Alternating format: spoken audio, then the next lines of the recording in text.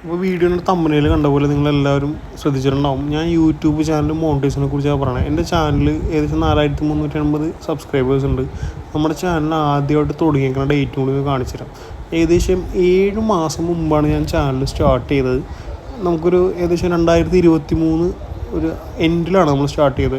ഞാൻ ആദ്യമായിട്ട് അത് ഇട്ട വീഡിയോ എന്ന് വെച്ചാൽ യൂസ്ഡ് സാൻഡ്രോനെ കുറിച്ചാണ്. എൻ്റെ ചാനൽ വന്നത് യൂസ്ഡ് ബൈക്സ്, ന്യൂ ബൈക്സ്, അതുപോലെ തന്നെ ബൈക്സിൻ്റെ റിവ്യൂ, പ്ലസ് ആൻഡ് കോൺസ്, അതുകൂടാതെ റൈഡ് റിവ്യൂ, ഇത്രയും കാര്യങ്ങൾ നമ്മൾ ചെയ്യുന്നത്. ഞാൻ ആദ്യമായിട്ട് വീഡിയോ ഇട്ടെങ്കിൽ 2023 ഒക്ടോബറിലാണ്, 8-ാം തീയതിയാണ്. അതൊരു യൂസ്ഡ് സാൻഡ്രോനെ കുറിച്ചാണ്. അപ്പോൾ ആ വീഡിയോക്ക് എനിക്ക് ആയിക്കോട്ടെ 78 വ്യൂവേ വന്നുള്ളൂ. അപ്പോൾ എനിക്കിന്നിപ്പോൾ ഞാനിപ്പോൾ സംസാരിക്കാൻ 2024 മെയ് 27-ാം തീയതിയാണ്. 4380 സബ്സ്ക്രൈബർ വന്നിട്ടുണ്ട്. അത്യാവശ്യം നല്ല വ്യൂസ് എല്ലാം വന്നിട്ടുണ്ട്.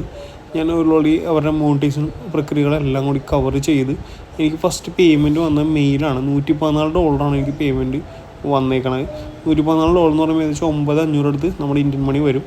അപ്പോൾ അത് ഫെബ്രുവരി, എൻ്റെ ഏകദേശം 1000 സബ്സ്ക്രൈബേഴ്സും അതുപോലെ തന്നെ 4000 വാച്ച് അവറും കംപ്ലീറ്റ് ചെയ്ത് ഞാൻ ഫെബ്രുവരിയാണ്. ഫെബ്രുവരി തൊട്ട് മെയ് വരെയുള്ള പേയ്മെൻറ്റാണ് ഈ കാണിക്കുന്നത്. മെയ് തുടക്കം വരെ. മെയ് 12-ാം തീയതിയാണ് ആഡ്സെൻസിലേക്ക് നമ്മുടെ പേയ്മെൻറ്റ് ക്രെഡിറ്റ് ആവുന്നത്.